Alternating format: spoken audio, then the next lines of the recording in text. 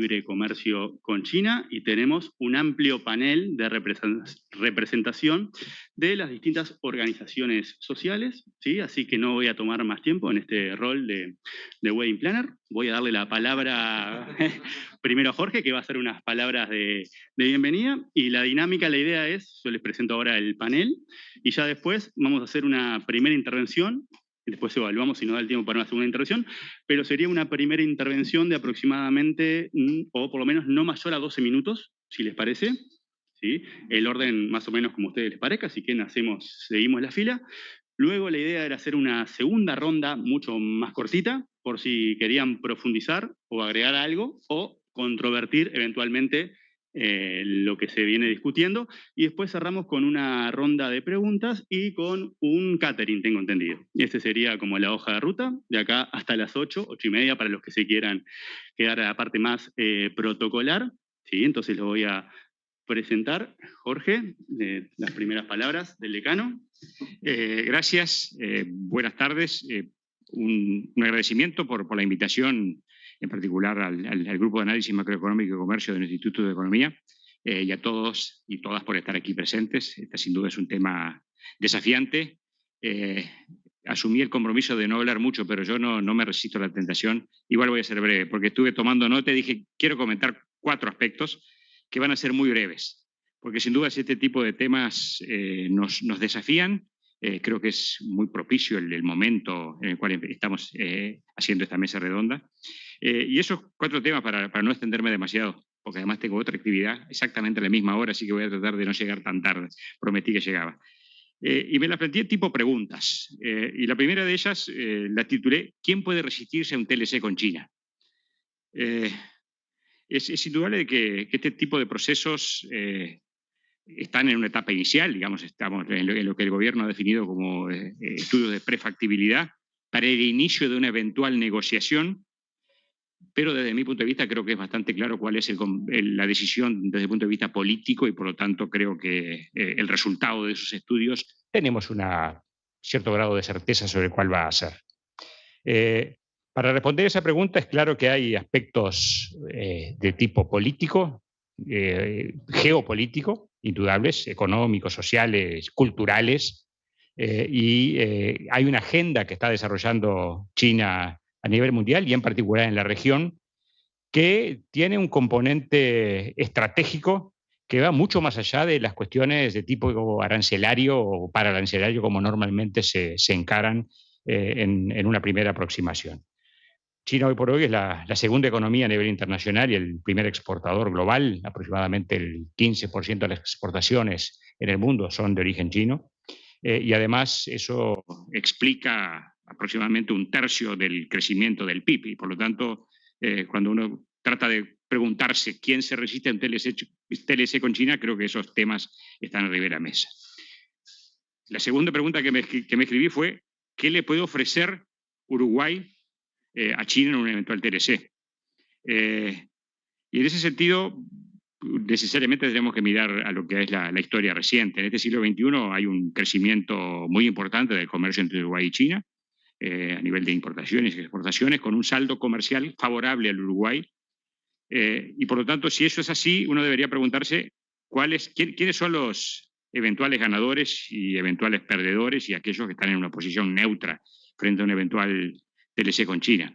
Y ahí, pensando en quiénes serían los sectores más sensibles, es decir, aquellos que se verían afectados, parece claro que son las industrias más intensivas en el uso de mano de obra.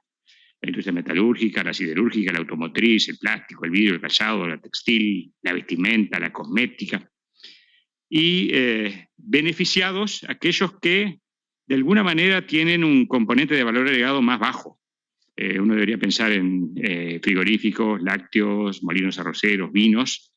Y por lo tanto, la pregunta que me hice a modo de conclusión de esa segunda gran pregunta fue si no corremos el riesgo de asistir a una suerte de mayor primarización de la economía, con los efectos que eso eventualmente puede tener sobre el mercado de trabajo, sobre las relaciones laborales y sobre todo el marco de negociación colectiva que el Uruguay ha podido construir. El tercer aspecto que me planteé también como pregunta fue, ¿es posible un acuerdo bilateral Y sin dudas, para poder responder a esa pregunta, necesariamente tenemos que hacer referencia a la pertenencia de Uruguay al Mercosur, donde ahí sin dudas hay aspectos de tipo político y dificultades de funcionamiento que son indudables. Una posible respuesta a esa pregunta, digamos, si es posible, creo que no debería limitarse a los aspectos comerciales y arancelarios, sino que tiene que incorporar, además, cuestiones vinculadas con las cadenas de valor a nivel global, la eventual integración de Uruguay a esa cadena de valor, los servicios en una concepción amplia, servicios logísticos, portuarios, estaban comentando aquí justamente esos temas, turísticos, los servicios financieros, salud, cuidados, inversiones, flujos de capital, educación, los servicios de tipo cultural y los escenarios de eventual cooperación con un gigante como es China. Y el cuarto aspecto que me planteé también fue, digamos, una suerte de volver a destacar algo que estaba presente en la primera pregunta que me había notado, que es la necesaria mirada geopolítica que creo que tenemos que darle a esto. En ese sentido, Dambisa Moyo, doctora en Economía de la Universidad de Oxford, en un libro que escribió hace ya algunos años, El ganador se queda con todo, que tiene como subtítulo La fiebre china por el control de los recursos naturales y lo que supone para el mundo, analiza todas las tendencias que se están dando y en particular todo lo que es la estrategia de China en relación con los mercados de productos básicos y los cambios geopolíticos. Dice Moyo que estamos viviendo un tiempo sin precedentes, muestra cómo China se ha embarcado en una de las mayores carreras para obtener los recursos básicos que necesita y se pregunta, ¿dónde está China consiguiendo tierra y agua? ¿Quién está renunciando a su derecho sobre estos valiosos recursos? ¿Y cuáles van a ser los efectos financieros y geopolíticos de ese tipo de decisiones que China está tomando? Y en el capítulo introductorio de ese libro termina diciendo, esto es China Sociedad Anónima. Todos para uno y uno para todos. Y realmente digo, creo que son desafíos que no se pueden minimizar. En un eventual TLC con China, como está planteado, creo que es un desafío que puede provocar impactos significativos sobre amplios sectores del país y por lo tanto quiero nuevamente felicitar y agradecer por la iniciativa de contar con tan amplia participación y tan prestigiosos exponentes en esta jornada. Gracias.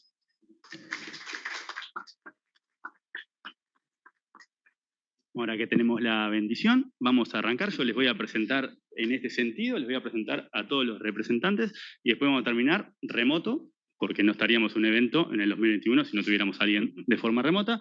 Así que tenemos a Sebastián Pérez por la Cámara de Industrias, tenemos a Jorge Bermúdez por el PIT-CNT, tenemos a Viviana Barreto por las Redes Amigos de la Tierra, Alma Espino por el Centro Interdisciplinario de Estudios para el Desarrollo, Rocío por la Asociación Rural del Uruguay y después en la punta tenemos a Álvaro Lalane, que va a ser el siguiente en participar antes de dar paso a la representación, y saludamos allá remoto a Ana Laura Fernández por la Cámara Nacional de Comercio y Servicios. ¿Sí?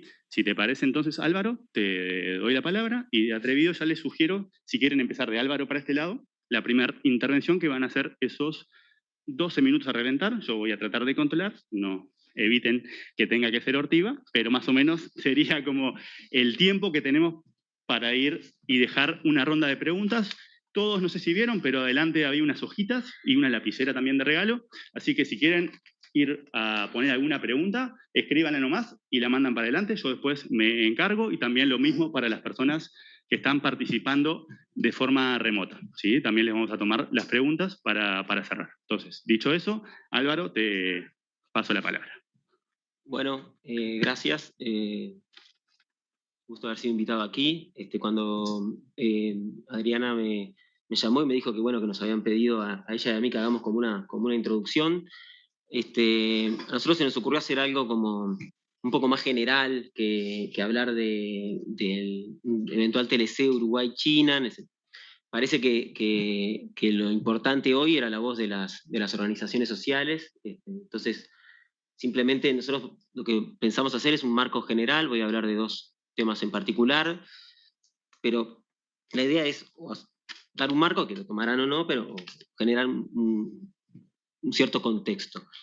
Voy a hablar un poco de política comercial y acuerdos de libre comercio, muy breve, y después voy a hablar un poquito de la estructura productiva del Uruguay y los desafíos que tiene. En ese sentido, la palabra China va a aparecer bastante poco en mi alocución. No me enfoqué en hablar de los TLC con China, no los conozco en profundidad y tampoco me parece que corresponda que yo empiece a hacer ese tipo de aseveraciones. Entonces, en un contexto general, bueno, la política comercial de un país debe servir a los objetivos de mejorar la eficiencia productiva, aprovechar las escalas, la economía de escala, propender a mejorar el bienestar y la cohesión social de un país, tiene que estar alineado con las estrategias de desarrollo, no puede ser una cosa muy diferente. Hay que mirar a un TLC en el marco de una política comercial de un país. Eso es lo que yo voy a hacer. Es verdad que uno lo puede tener visiones más generales, pero me parece que corresponde que yo haga esa locución porque un TLC es lo que dice su texto y lo que dicen después los instrumentos jurídicos que se derivan de él, pero no sé si es mucho más que eso. Cuando hablamos de política comercial tenemos que hablar del Mercosur, el principal marco jurídico de la política comercial del Uruguay, este instrumento que nos planteamos hace más de 30 años ya, que estamos en este proyecto. El Mercosur tuvo unos objetivos iniciales de integrar a las economías vecinas en el marco de lo que llamaban el regionalismo abierto. Estábamos saliendo de una época de un contexto de economías con muy alta protección y había un diagnóstico de que eso no había sido favorable para el desarrollo productivo. Entonces, una manera de tener como un intermedio entre una apertura y digamos, el contexto anterior era hacer una apertura regional consensuada. Bien, para eso entonces el objetivo era ganar poder de negociación, aumentar la escala productiva de las industrias en el país, bueno, mejorar la eficiencia y la productividad en cada uno de los países. Para eso se crearon dos instrumentos, mejor dicho, se creó primero una zona de libre comercio, dijo, bueno, nos vamos a poner de acuerdo entre no comerciar entre nosotros, no ponernos aranceles entre nosotros, y establecer algunas otras disciplinas para que las mercaderías fluyan libremente adentro del Mercosur, las mercaderías que producimos nosotros, pero unos años después decidimos tener un objetivo más ambicioso que es hacer una unión aduanera y luego incluso un mercado común. Estos son niveles de compromiso mucho mayores y niveles de coordinación de la política mucho más importantes. La verdad es que a partir de que se establecieron los primeros años funcionó bien y a partir de que se establecieron los ambiciosos objetivos de tener una unión aduanera, o sea, coordinar toda la política comercial entre los socios, empezaron a haber ciertas dificultades y llegamos a un contexto hoy donde el Mercosur funciona en los hechos, digamos, en las reglas de política comercial, como una zona de libre comercio, con un acuerdo de protección alta con terceros mercados y con cierto margen de tolerancia para menor protección de Uruguay y Paraguay. Entonces, esto así nos agarra esta idea de hacer un TLC con China y debe ser entendido entonces en ese marco y digamos, y no digamos, supeditado a digamos, los papeles de lo que el Mercosur dice ser, sino realmente cómo está funcionando. Esto quiere decir que las consecuencias son, desde el punto de vista del funcionamiento de las reglas del bloque, más limitadas de lo que parece. Esto es solamente para situar en contexto de política comercial. Bueno, además, el Mercosur en su diseño y en su performance ha generado o ha sido testigo de un bloque que, dado el nivel de desarrollo que tienen los países, relativo que tienen los países que lo integran, es de los menos expuestos al comercio en el mundo, de los más protegidos. Esto tiene una consecuencia, además, que en realidad los países del Mercosur son, dado también su nivel de desarrollo, todos los países que tienen como más distancia con el resto del mundo de la que tendrían de acuerdo a sus características. Esto es producto de la política del Mercosur, y esto ha generado también de que, paradójicamente, también sea poco lo que comercian los países del Mercosur entre ellos, no solo con terceros, sino entre ellos también. Esto es un poco, digamos, un resultado de que, en particular, tener una política comercial defensiva con el mundo también te genera incentivos a no abrirte finalmente con también tus vecinos. Entonces, ese es el contexto general de la situación, digamos, de comercio y de protección en el Mercosur. Y en particular Uruguay, si uno mira su acceso a mercados preferenciales, o sea, lo que importan, el comercio que se basa en acuerdos de comercio, o sea, que paga menos aranceles por efecto de esos mercados, tiene acceso preferencial al Mercosur, donde casi todas sus exportaciones usan los certificados de origen Mercosur, o sea, se exportan con preferencia. En el Mercosur, un poco en Sudamérica, con algunas limitaciones, y muy poca cosa más. El principal afectado, digamos, por este relativamente bajo nivel de acceso a mercados externos es una parte importante de nuestro sector exportable, el 30% de las exportaciones de bienes, de ciertos bienes que son, digamos, bienes que están, en general son cadenas nacionales integradas que tienen un eslabón primario y uno manufacturero que producen un bien de consumo, por lo tanto está más protegido que los bienes intermedios, y ese conjunto de productos, digamos la agroindustria alimentaria, digamos, tiene una restricción de política comercial, de acceso a mercados que está determinada por la política comercial. Después hay otro subconjunto de productos que no tiene ese problema de política comercial, y en particular muchos de esos son los que han ido ganando importancia en la cadena exportadora, en las cadenas exportadoras del Uruguay. Entonces, ahora ya voy a empezar a hablar un poco de la segunda parte de mi exposición, donde voy a hablar un poco de la estructura del Uruguay.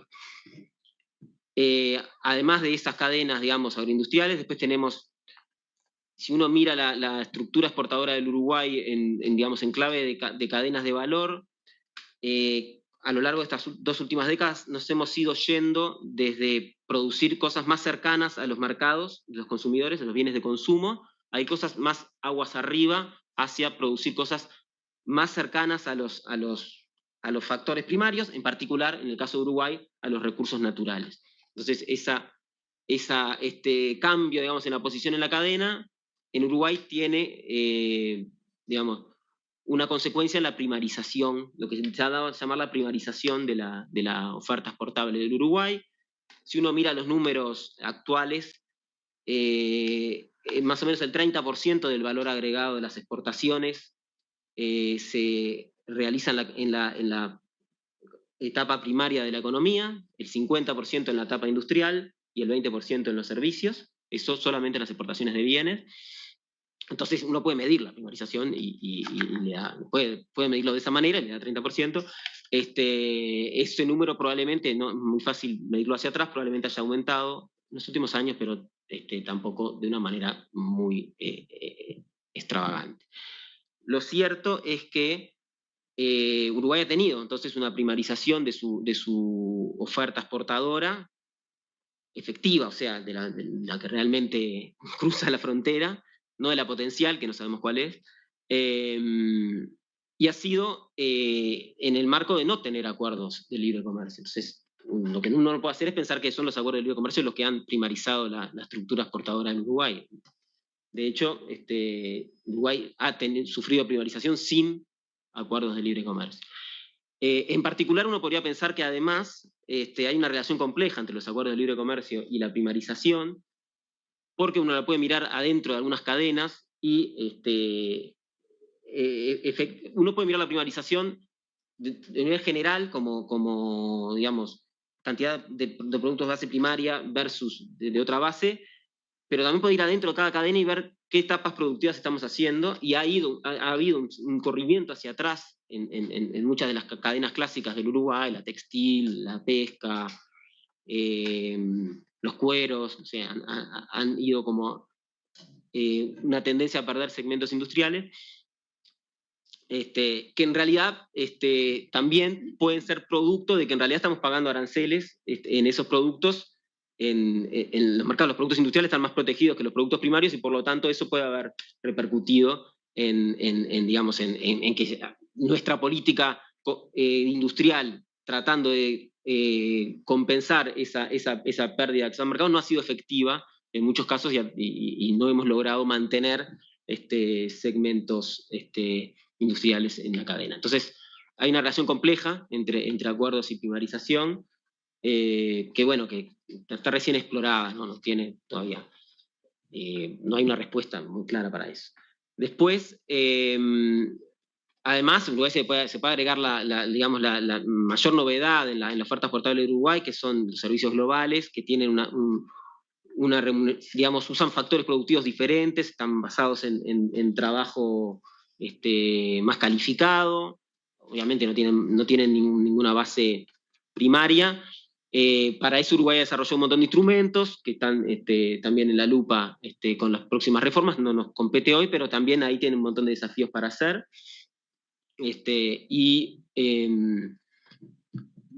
Por último, quería hablar un poquito de el ecosistema exportador del Uruguay.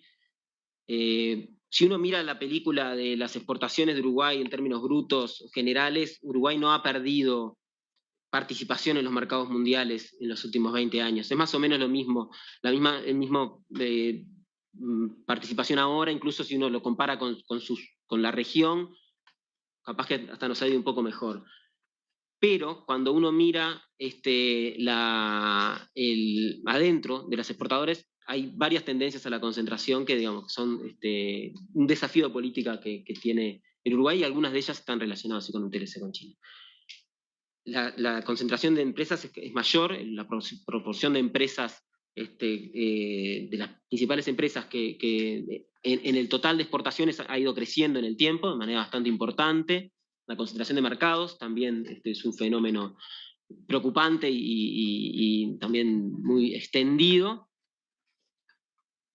Y la concentración de productos. Entonces, Uruguay tiene desafíos para su diversificación que no sé bien, no está muy claro qué impacto puede tener un TLC. Para finalizar, la última cosa que me ha quedado por decir es los TLC son un instrumento más, un pequeño instrumento dentro de una estrategia general de los países. Es bastante claro que en un marco donde, salvo en el caso de algunas cosas de Uruguay, donde tenemos alta protección, los aranceles no son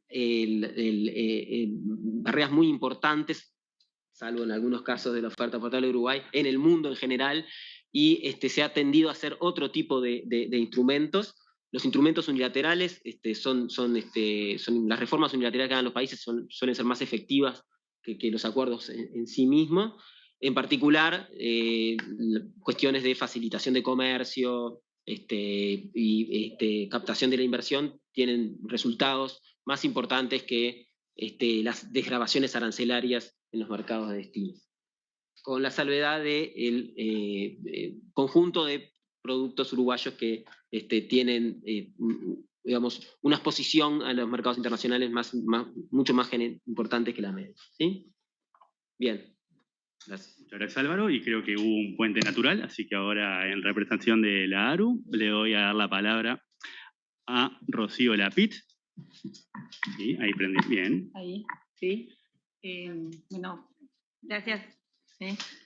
Ahí. Bueno, gracias por invitarnos. Obviamente, el sector agroexportador es el ganador en este posible TLC.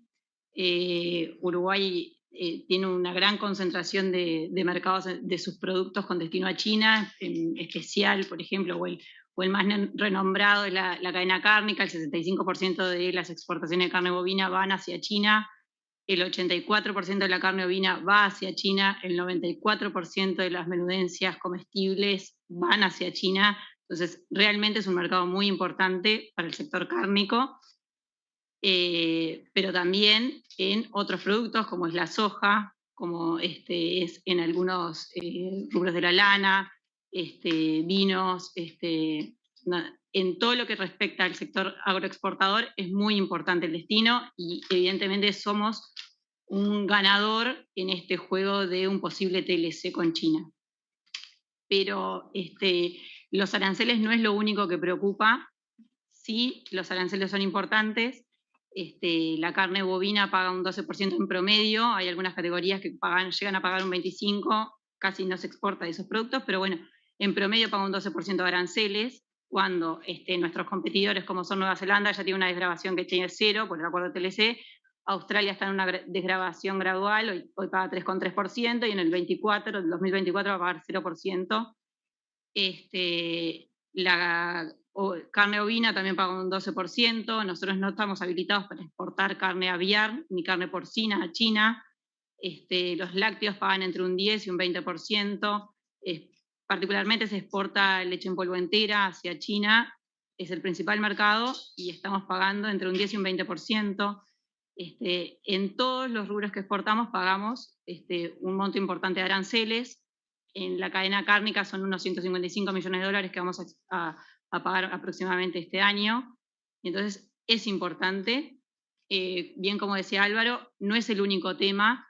Para nosotros también el tema de habilitación de algunos rubros, como es en el carne porcina o carne aviar, es importante. Las medidas sanitarias y fitosanitarias que se lleguen a negociar también son muy importantes, porque eso permitiría el acceso de otros rubros.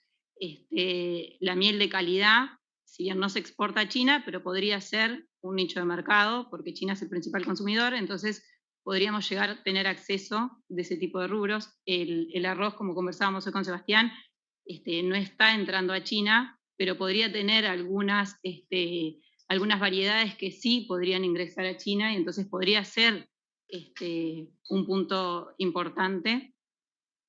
Pero también las facilitaciones de comercio.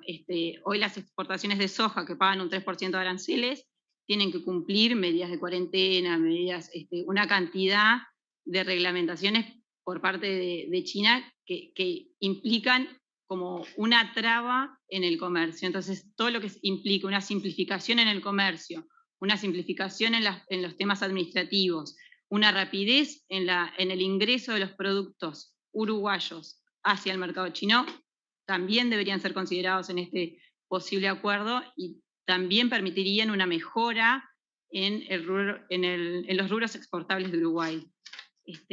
Sí somos conscientes de que somos el gran ganador, que tenemos muchas oportunidades. También hay riesgos en este acuerdo, como hay sectores sensibles, y esas sensibilidades deberían ser tomadas en cuenta y deberían ser medidas y ver cómo se corrigen esas sensibilidades. Y también es cierto que es un riesgo muy importante el tener tanta concentración de mercados en un solo destino. Pero bueno, quizás este TLC sea un puntapié inicial de otros acuerdos que se lleguen a dar, y entonces la diversificación podría darse naturalmente entre distintos acuerdos posibles. El que se llegue a un acuerdo no es inmediato. Los acuerdos que ha firmado China en América Latina con Chile o con Costa Rica demoran 2 años entre que se da el estudio de factibilidad y que se firma o que entra el acuerdo en vigencia, entonces no es inmediato, podría darse en este plazo otro tipo de acuerdos y otra diversificación de mercados.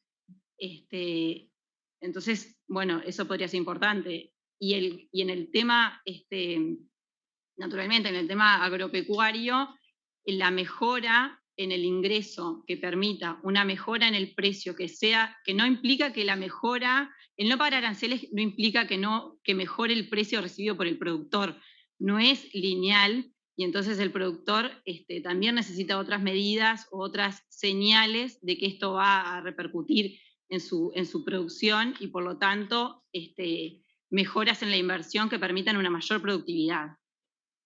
Esto también se puede dar en el plazo de los 2 años o 3 años o lo que lleve este posible acuerdo. Entonces, sí somos ganadores, pero también tenemos en cuenta de que hay muchos puntos a tratar y que se tienen que considerar. Nada, era eso. Muchas gracias.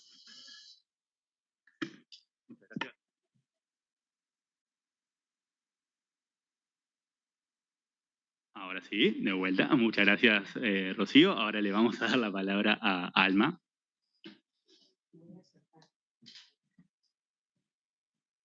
Ahí, sí. Ay, cierto.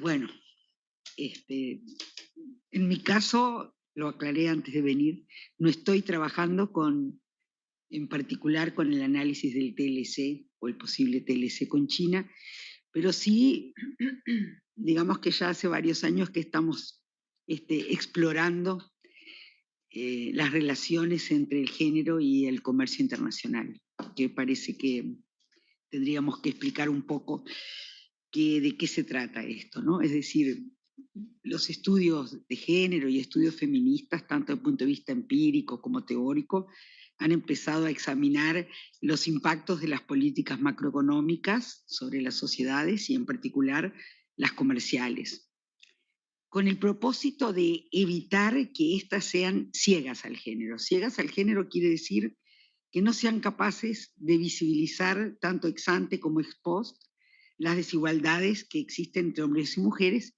y también entre mujeres, ¿no? Por supuesto entre hombres. Pero ¿por qué hago esta referencia explícita a las mujeres?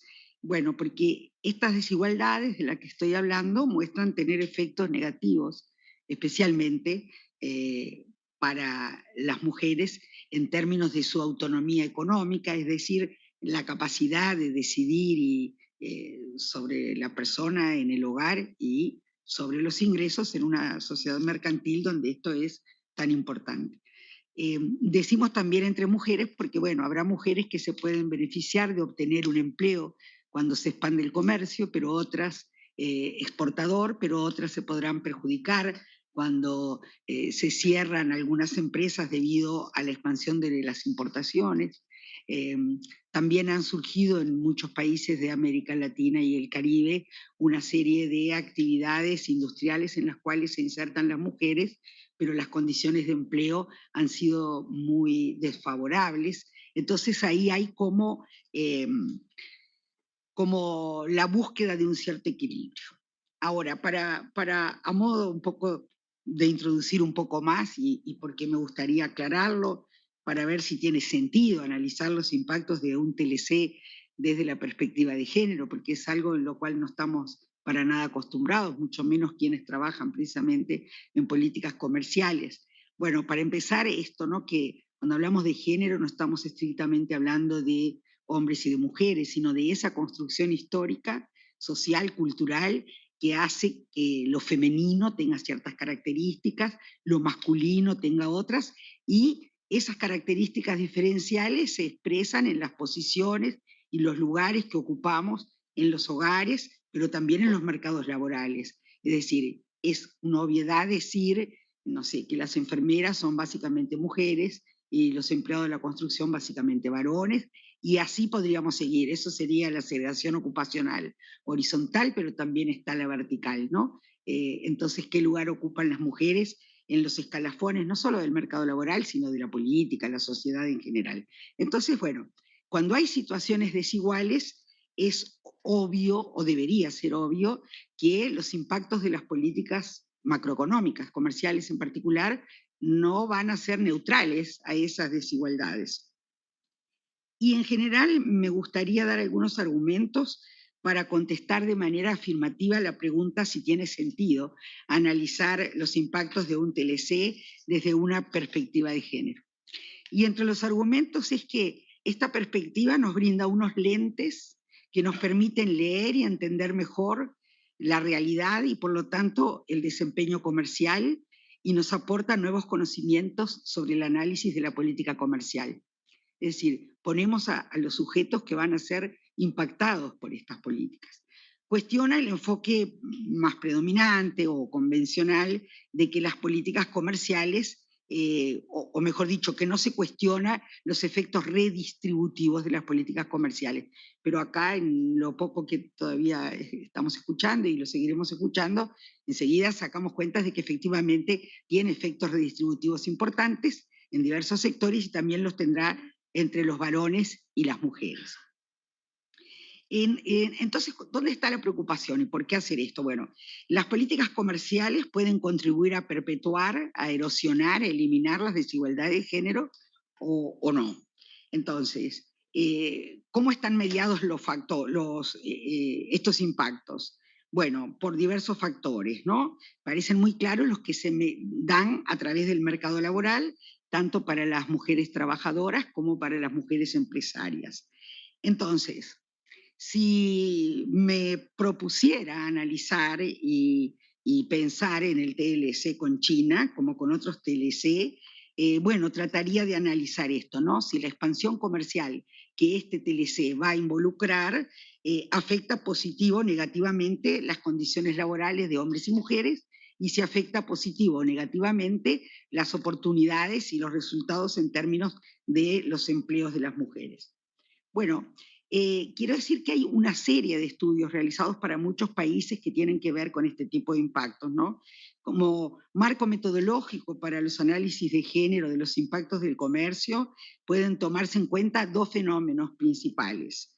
La existencia y persistencia de brechas salariales de género, que han sido en muchos casos aprovechados como elemento de competencia, es decir, no es muy difícil darse cuenta porque ciertos sectores de las manufacturas de exportación en varios países han sido básicamente dado empleo a mujeres, ¿no? Donde salarios más bajos, condiciones laborales más bajas, etc. Pero además, porque también existe el otro fenómeno, que es con el que convivimos, al cual ya hice referencia, de la segregación laboral de género, que está fuertemente vinculada y articulada con la especialización productiva y comercial de nuestros países. Entonces, de acuerdo a la experiencia latinoamericana, datos bien recientes presentados por CEPAL, el comercio internacional crea relativamente poco empleo, ¿no? En general.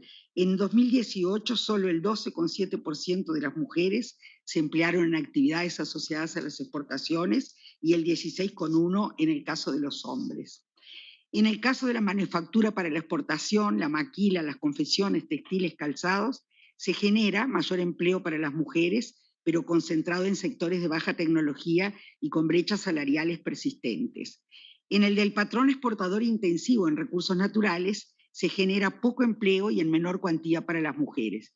Y acá, por lo tanto, con base en la experiencia y de cara a un nuevo TLC, lo que creo que habría que tener en cuenta, y me parece que las intervenciones anteriores dan bastante sustento para la reflexión, es que las estrategias de especialización exportadora en productos primarios y manufacturas basadas en recursos naturales o intensivas en mano de obra, evidentemente no contribuyen ni a diversificar la canasta exportadora ni las estructuras productivas. Y en particular, para esto nosotros hemos estado haciendo desde, no sé, el 2005, 2008, 2010, algunos estudios con relación al Mercosur que nos dicen que ese tipo de especialización exportadora no es favorable para el empleo de las mujeres, para un empleo que implique conocimientos y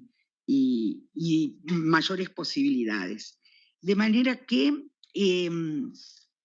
hay muchas preguntas, ¿no?, para el análisis de un TLC y para tener en cuenta no solamente si se hace o no se hace, sino si se hace, qué habrá que hacer en términos de políticas laborales, políticas de cuidado, políticas económicas, y porque no hay nada automático, probablemente para bien, para mal, a veces sí. Entonces me parece como que hay que enfrentar esto. Y entonces me parece que hay algunos instrumentos clave para el análisis, como lo que se ha dicho, esta frase que me parece bien, es romper el silencio estadístico en el comercio internacional, o sea, contar con más y mejores datos que permitan diseñar e implementar políticas comerciales sensibles al género, que en realidad decimos sensibles al género, pero es como sensibles a la sostenibilidad de la vida, es decir, tomando en cuenta todos los factores que contribuyen a la reproducción biológica, social, incluido, bueno, nosotros los seres humanos, y también los recursos naturales. Analizar los eslabones que componen las cadenas de valor, porque es muy importante ver no solo dónde el país tiene más concentración, sino quiénes se concentran, cuál es el nivel y la calidad del empleo en esos eslabones. En ese aspecto, bueno, lo poco aprendido es que la integración regional y una complementación productiva de hacerse efectiva, que vemos que cada día es menos efectiva y menos posible, sin embargo, permitiría alcanzar escalas más eficientes de producción, aprovechar ciertas complementariedades, y en la medida en que su composición sea intensiva en manufacturas y con alta presencia de pequeñas y medianas empresas, bueno, se promovería la densificación del tejido productivo, más intensivo en empleo, y que abriría más oportunidades para todos y todas, pero especialmente para las mujeres, que son las que todavía tienen niveles de empleo bajos y niveles de desempleo altos. Y bueno, se puede hablar, hay varias metodologías, ya que estando acá en la facultad, que se pueden trabajar, que tienen que ver con utilizar las matrices de insumo-producto y las encuestas de hogares, combinándolas para ver los movimientos que se producen en el empleo entre los sectores, con cada uno de los TLC, y también tomar algunas medidas de política que habría que evaluar. Yo creo que no están suficientemente evaluadas, no sé, del estilo del capítulo de género que tiene el TLC con Chile, que puede ser que funcionen, pero también puede ser que capítulos de género con TLCs que no sean buenos para la población, el empleo, el desarrollo, no creo que resuelvan mucho. Así que, bueno, esto era nomás. Gracias. Ahora le damos la palabra a Viviana en representación de Redes Amigos de la Tierra. Me voy a saltar. Qué bueno poder respirar. Bueno, buenas tardes a todas y todos. Para mí y para Redes es un gusto estar acá, es un gusto, y agradezco mucho la invitación de la facultad. Y creo que es re importante esta presencia de actores, y bueno, para nosotros es muy relevante y estamos felices de ser parte de este diálogo. Hay algunas cosas que no voy a repetir porque ya se han venido diciendo, ¿no? A mí me ha gustado, en este tiempo empezamos a hacer actividades sobre China. Hace poco participé en una actividad sobre China en la que una especialista la presentaba a China como una game changer, cambia las reglas de juego, irrumpe en el mercado internacional, irrumpe en la geopolítica global y cambia las reglas de juego, y eso se hizo especialmente claro para América Latina después del 2008, ¿no? Claramente China entró en el escenario y fue rápidamente creciendo en importancia, en intercambio comercial, en inversiones, en financiamiento, y ahora podríamos decir en cooperación sanitaria, ¿no? Voy a mirarlo ahora, sí, no lío.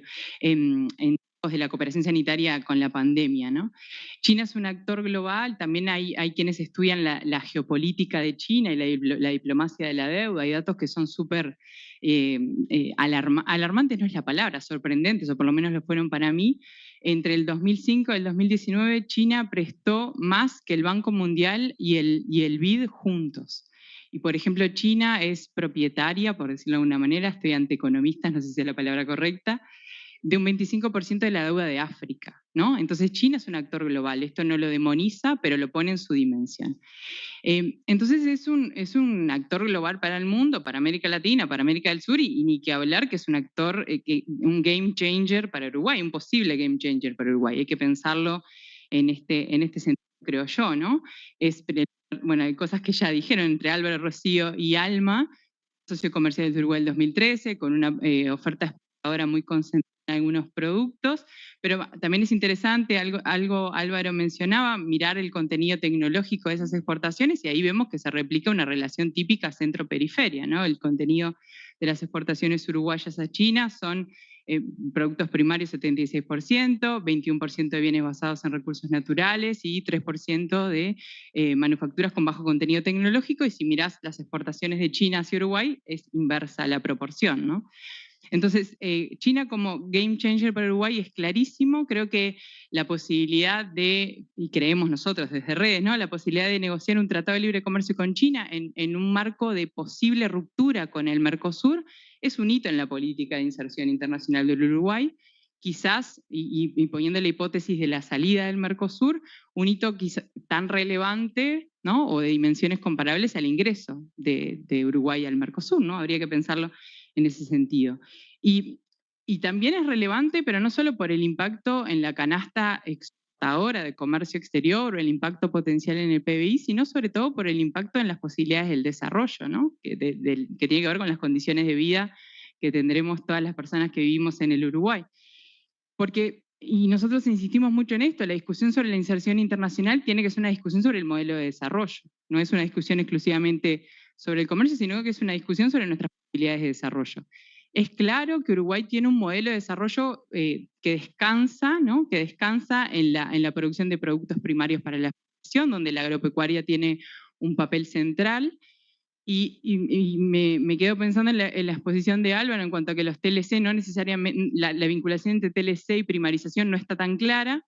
Ahora, en un marco de relación con este contenido de cambio de dependencia tecnológica y de centro-periferia con China, hay que discutir si este TLC, en el marco de la ruptura con nuestro mercado regional, en donde podemos vender más productos con cierto valor incorporado, no es un impacto hacia la primarización. Entonces tenemos que discutir,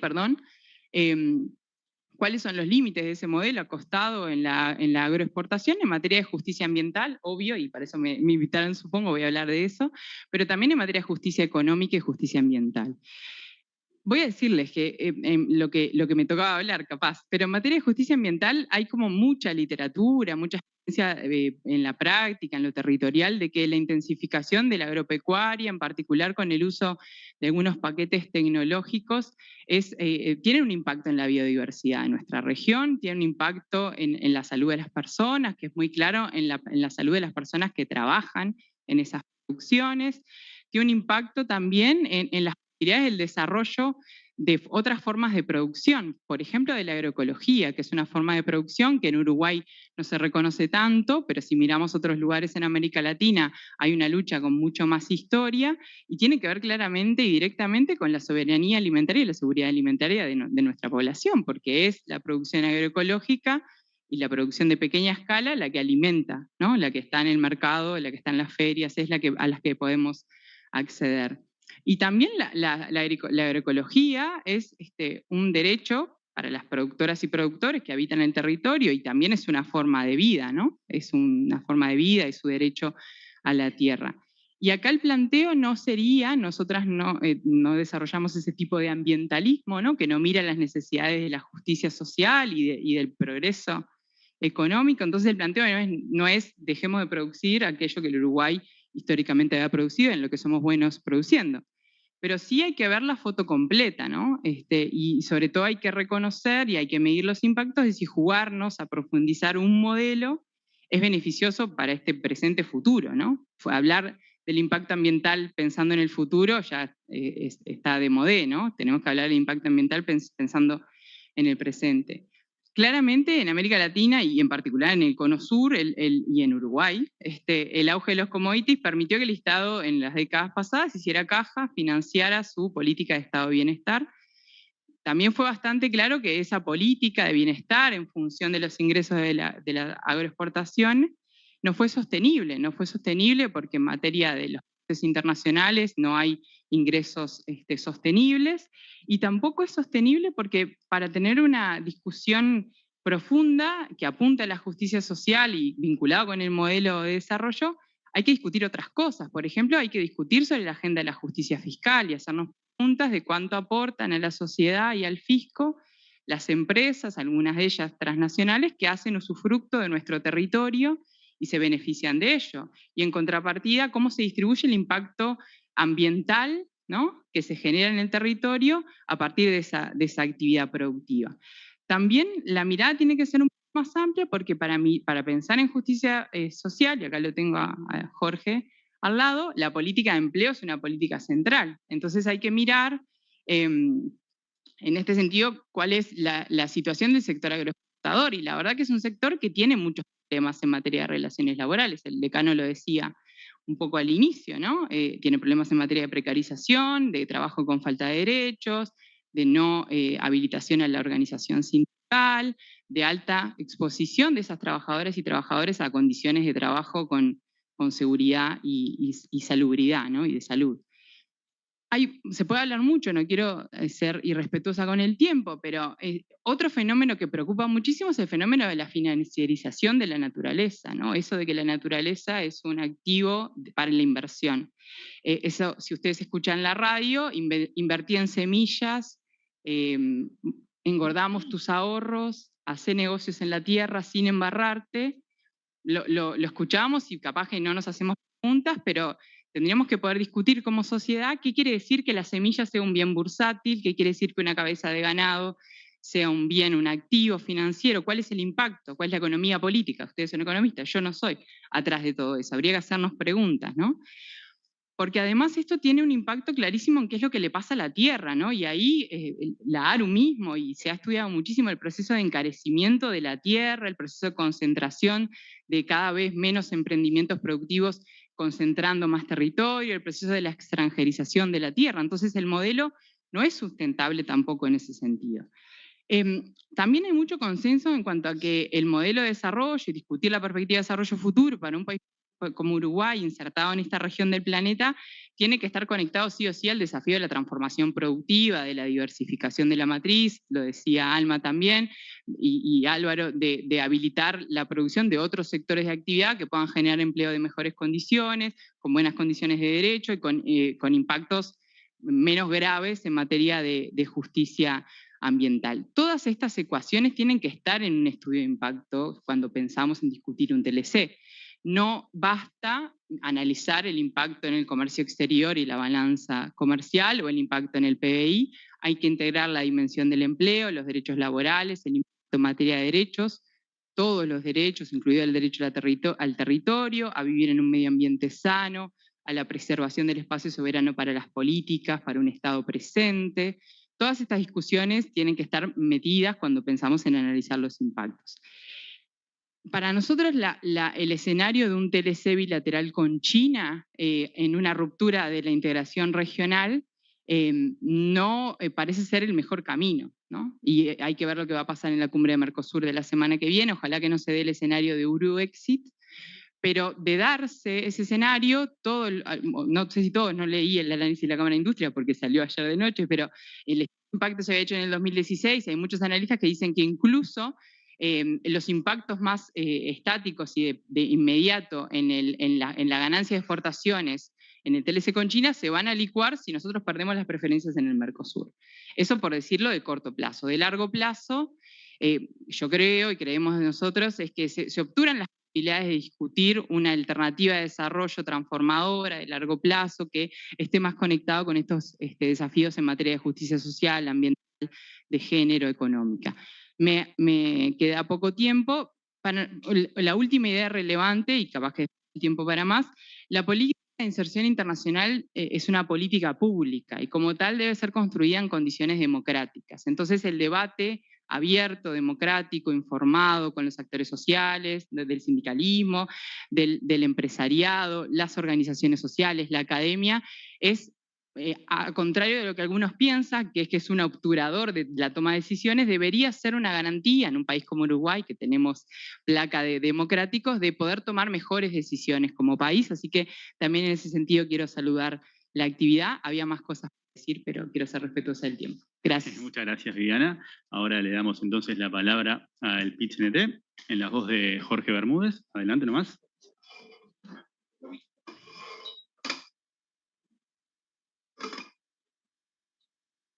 ¿Cumplió con mi rol? Ahí está, gracias. Muchas gracias. Por favor. Bueno, el agradecimiento del PIT-CNT a la invitación por parte de la facultad, a todos ustedes por estar aquí. Es sabido para todos los que estamos aquí el el estrecho relacionamiento entre la universidad pública, la academia y el movimiento sindical. Para nosotros eso es un elemento fundamental y por lo tanto la discusión de los temas centrales del país deben pasar por la universidad y deben pasar por el movimiento sindical. Y en particular en este tema, empiezo diciendo algo que Viviana decía al pasar.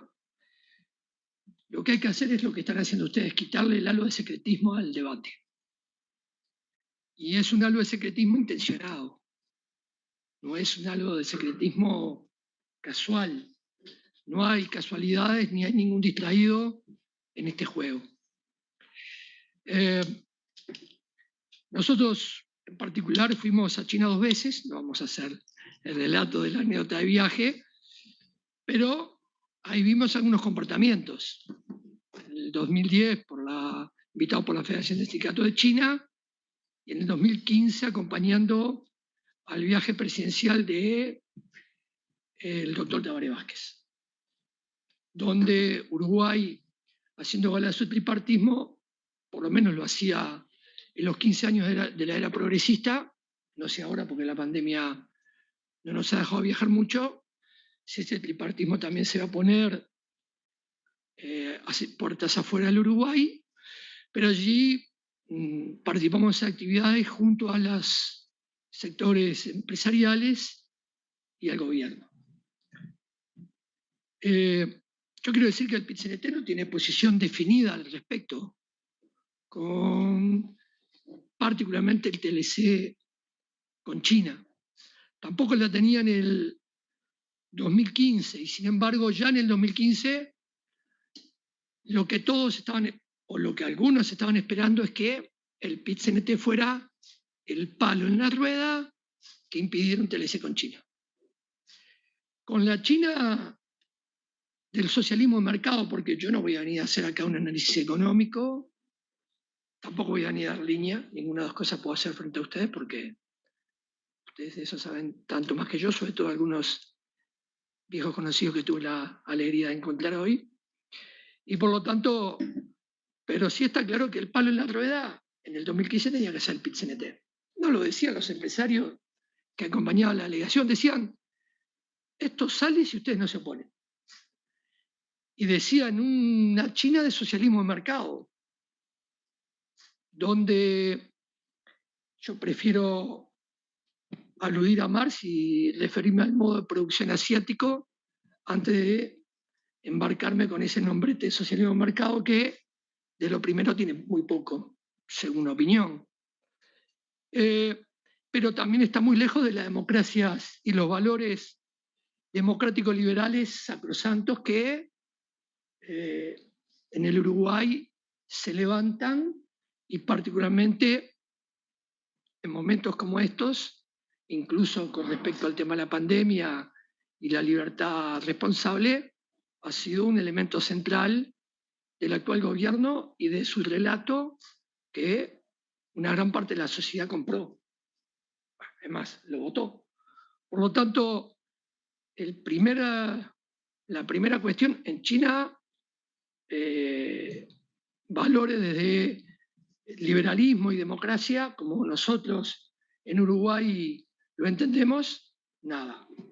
Digo esto también porque también de quienes hoy fogonean el TLC Patria o Muerte Venceremos, son los que se meten con Cuba, Venezuela y Nicaragua. También lo tengo que decir acá, porque yo soy dirigente sindical, no soy ni economista, no soy otra cosa que un trabajador de la salud, y un dirigente sindical y un militante político convencido. Por lo tanto, hay cosas que capaz que no van en la línea del debate académico, pero que son parte, por lo menos, de la realidad que nosotros entendemos. Entonces, analicemos la cuestión de un TLC con China desde el punto de vista del contexto sociopolítico, de la guerra comercial entre China y Estados Unidos. Hoy, guerra comercial, el futuro lo dirá. Nadie tampoco pensaba que íbamos a tener hace 2 años la pandemia, así que las películas de ciencia ficción también estaban llenas de ese mundo de gente con máscaras. y poco oxígeno. Así que por hoy guerra comercial, donde el tema medioambiental juega mucho. Tanto el imperialismo norteamericano y el modo de producción asiático-chino van por los recursos naturales que precisan para sostener su modelo de producción, que básicamente es capitalista. Básicamente capitalista.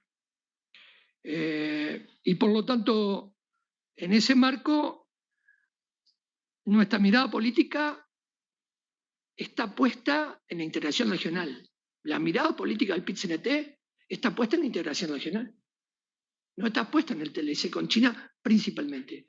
Principalmente es la integración regional, es el Mercosur, es lo que va a pasar en Chile en unos días, es la perspectiva política que se puede dar cuando Viviana nombra la cumbre presidencial del Mercosur y lo que va a pasar.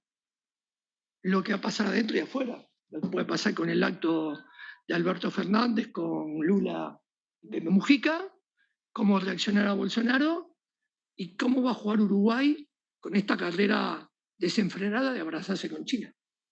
Y donde claramente hay efectos de ganadores y perdedores. El señor decano lo lanzaba en su inicio.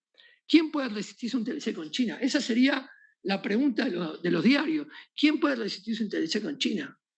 Entonces, si el movimiento sindical dijera nosotros, bueno, serían los mismos de siempre. Los que poco valoran la democracia, los que viven del trabajo ajeno, los que hacen discursos y no van a trabajar todos los días. Ese es el discurso oficial hoy, que desde el gobierno y desde las cámaras empresariales, lamentablemente, se maneja a nivel de la sociedad. Digo esto porque, repito, en 2015 las cámaras empresariales nos decían, este es el camino y ustedes no lo pueden impedir. Es el mismo discurso de hoy, el mismo.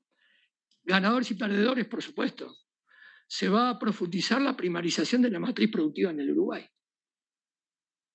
Y eso que 15 años era progresista tampoco la cambiaron, ¿no? Porque Viviana también lo decía, correr de la ideología y atar el rumbo de tu barco al desarrollo de la macroeconomía en función de commodities que crecían al ritmo que crecían, iba a tener problemas cuando dejaban de crecer. Bueno, lo tuvieron. Se cayó el relato porque no había debate ideológico y hoy estamos en donde estamos. Entonces yo voy a ir cerrando esta intervención que no pretende dejar más dudas que certezas, que son las que nosotros tenemos. Hoy vivimos en tiempos donde, a pesar de la pandemia y de la sindemia que deja la misma, los gobiernos que los tenemos en la región y son parte del contexto que hay que analizar, plantean políticas de ajuste social y plantean ventajas hacia su base social, que en el caso de este gobierno, a pesar de ser un gobierno votado en forma política, su base social es el Uruguay agroexportador. Y a esa base tiende, para nosotros, el TLC con China.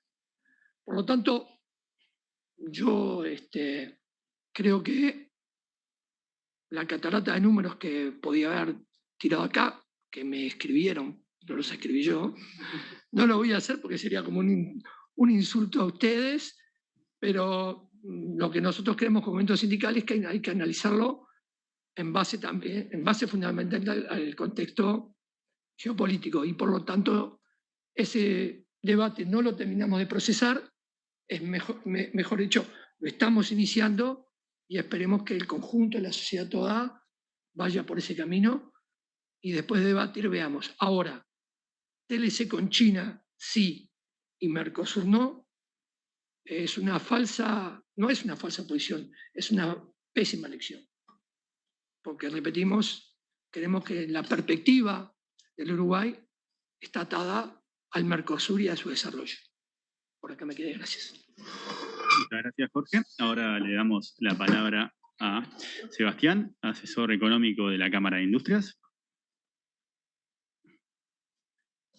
Bueno, buenas tardes, ahí está bien, ¿no? Sí, Buenas tardes. Primero agradecer a la facultad, creo que por la invitación, también por lo que recién decían, creo que si algo no podemos hacer es secretismo, la verdad. Y lamentablemente los temas de inserción internacional, la lógica de Uruguay ha sido un poco esa, y ya a esta altura, por lo menos los que nos dedicamos al tema empresarial y no político, eso ya es casi una política de Estado en los últimos años y nos preocupa, ¿no? De que realmente hay que airear la información y compartir más la información de lo que lo estamos haciendo. Es un gusto, o sea, venir a la facultad, me parece que, y además justo le comentaba a alguien que la paradoja que vengo a hablar a la sala, que mi primer día fue en aquella silla de atrás, sentado con Herman Camil, que lo conocí ese día acá, así que un gusto realmente para mí volver. A ver, claro, yo vine enfocado a pensar de hablar el tema TLC con China, después que la intervención de Álvaro y de algunos más, lamentablemente voy a tomar un poquito de carrera, hablar del tema modelo de desarrollo, porque creo que es parte de lo que se ha hablado y que no puedo dejar de hablar del tema, y más viniendo de una cámara empresarial que agrupa industriales. Y voy a hacer titulares cortitos, a fuerza de ser un poco capaz que tajante, pero para hablar del tema habría que explayarse más y no lo voy a hacer hoy.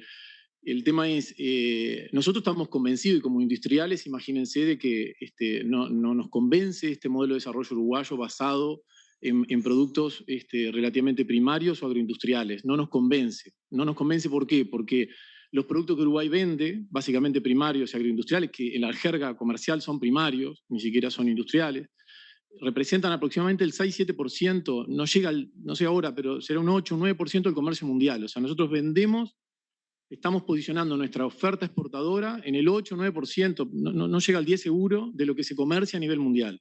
Eso por un lado. Por otro, que además son bienes que tienen una alta volatilidad de precio, lo cual tiene impactos macroeconómicos de los que no voy a hablar hoy, pero que también tiene impactos macroeconómicos que son difíciles de administrar, ¿no? Hago un paréntesis tipo cambio real, hay análisis de 1000.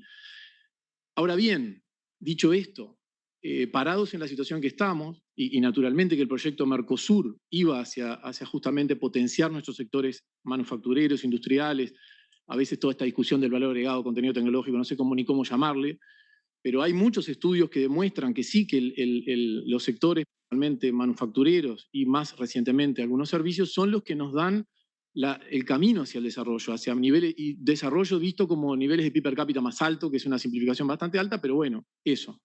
Entonces, eso ya está estudiado, ¿no? Me parece a mí que ya es bastante... es como redundante. Ahora bien, ¿qué es lo que pasa? Que en Uruguay, incluso, Álvaro hacía mención a los servicios globales de exportación, nos hemos caracterizado por darle condiciones especiales a estos sectores, ¿no? Porque muchos están localizados en zona franca sin pagar impuestos, tanto industriales, agroindustriales, como de servicios globales. Entonces, al final del día, todavía esos sectores, en los servicios globales todavía más, porque son sectores de alta calificación, como dijo Álvaro, muchas veces además los dejamos sin pagar impuestos. Es como un contrasentido, a mi juicio, y dejamos mucho más expuestos a una competencia feroz y de competitividad bastante complicada en Uruguay a los otros sectores que justamente tienen capacidad de pagar menores salarios. A mi juicio, todo un contrasentido. Dicho esto, me parece que eso implicaría decir, bueno, entonces nuestra estrategia de inserción internacional es decirle no a un TLC con China, no a un TLC con Estados Unidos, no abrirnos al mundo. La verdad que el Mercosur hasta ahora lo que nos ha hecho es ningunear. Todo el camino del Mercosur es un ninguneo permanente. Entonces da la sensación de que esa ganancia de escala a nivel industrial que nos da la región, esa oportunidad se va perdiendo porque los inversores lo ven. No viene, y nosotros lo vimos día a día cuando nos visitan a la Cámara y nos preguntan, nosotros le decimos que le tenemos que decir la verdad. Hay dificultades para comerciar en la región. Y Argentina, si quieren, hablamos horas, ¿no? Pero también con Brasil. Entonces los inversores lo ven y naturalmente se termina localizando hasta el mercado. El mercado desde Uruguay no es tan fácil de acceder, eso por un lado. Por otro, es que, y acá permítame pasar un reclame, creo que además en un ámbito universitario donde está la élite intelectual uruguaya, creo que tenemos un debe como sociedad de poner la emergencia que tenemos educativa arriba de la mesa cuanto antes. Y más si nos vamos a meter en un TLC con China. Él hacía mención de que estuvo en China, yo lo estuve también en 2018. Créanme que acá como un niño le regalan una pelota, ¿vieron? Y hablamos, respiramos fútbol todo el día. En China se respira educación, esa es la verdad. Entonces nos vamos a enfrentar a un mundo, donde además a un país que es un mundo, donde realmente el fenómeno educativo tiene otra lógica totalmente distinta a la nuestra, totalmente distinta, y yo invito a que la estudien, porque realmente a nivel universitario incluso es paradójico. Yo me encontré con que se parece mucho más a Estados Unidos que a los países europeos o a los países latinoamericanos. Entonces, realmente el tema educativo es lo que está en la base de las posibilidades de desarrollo del Uruguay, más que esta cancha que es casi que un TLC, es como marcar la cancha. Va a estar planita, va a estar bien marcada, una cancha de fútbol, ¿no? Vamos al lenguaje del fútbol que todos entendemos. Pero si los jugadores no están fortalecidos, no están bien entrenados, va a ser difícil ganar este partido. Entonces, el fenómeno educativo, a mí me da gracia porque ponemos como la seguridad social como un tema relevante, hemos puesto temas de reforma del Estado, nos hemos ocupado de poner 1000 temas, bueno, el plan de emergencia en su momento por los temas sociales, hemos puesto temas de emergencia muchas veces en nuestro camino como sociedad. No noto que como sociedad estemos poniendo la emergencia que tenemos en materia educativa del momento que el 60% de nuestros gurises no terminan el liceo. Es dramático, y si lo llevamos a los quintiles, ustedes saben bien, pues son estudiosos del tema, supongo en la facultad lo tienen mucho más claro que yo, en los quintiles más bajos de ingresos es mucho peor. Eso es dramático para enfrentar el mundo del comercio internacional y el dedicarse a otras cosas y a complejizar la producción. Son mucho más culpas nuestras que de la cancha que estamos marcando. Son mucho más culpas nuestras y responsabilidades nuestras como sociedad. Dicho esto, entonces, ¿qué ocurre? Perderle una oportunidad comercial o de desarrollo, sea con China, sea con Estados Unidos, y la verdad que a nosotros nos parece que no vale la pena perderla. Esa es la verdad, porque es lo que tenemos hoy disponible para seguir creciendo, al mismo tiempo que par y paso hagamos lo otro. Eso es lo que nos da la sensación a nosotros, porque son sectores que realmente también son generadores de empleo, también son generadores de oportunidades. En particular con el tema chino, nosotros en la Cámara nos tomamos bien a conciencia de esto, y a veces en la Cámara somos tildados capaz que de justamente de complejos. Sí, somos una Cámara industrial, una Cámara empresarial compleja, sí damos respuestas complejas, pero en particular porque estudiamos los temas profundamente y porque además nuestra estructura productiva a la que representamos es compleja. Entonces no tenemos una respuesta única y fácil de dar. Nos pasó con el TLC de Estados Unidos. Yo creo que la verdad, trabajos como el que hizo la Cámara, el TLC de Estados Unidos, hay pocos. Sin embargo, no me acuerdo si el ministro o el asesor económico, el principal asesor económico en esa época, nos tildaban, ustedes no apoyaron el TLC. Por el contrario, nuestro apoyo fue total. Lo único que dijimos, tenemos estos disclaimers, estos que resolver ante una negociación con Estados Unidos. Por ejemplo, propiedad intelectual en ese caso. Bueno, con China nos pasa igual. Nosotros, ¿qué hicimos? Contratamos un consultor chileno, que fue el jefe de negociador de Chile con China. Él hizo trabajo con nuestras gremiales, hizo un trabajo técnico, que fue el que se presentó ayer y que hacían referencia. Eso por un lado. Hicimos una encuesta de opinión a nuestros socios y a los industriales uruguayos, y en tercer lugar hicimos un trabajo técnico en estudios económicos, el departamento que yo dirijo, más de tipo de análisis estadístico, arancelario, tradicional, o tradicional para este tipo de análisis. Me voy a referir quizá al tercero, el primero, que es el que lideró el chileno, está disponible en la web, los invito a mirarlo, voy a hacer alguna referencia menor. Voy a hacer más bien referencias a los otros dos.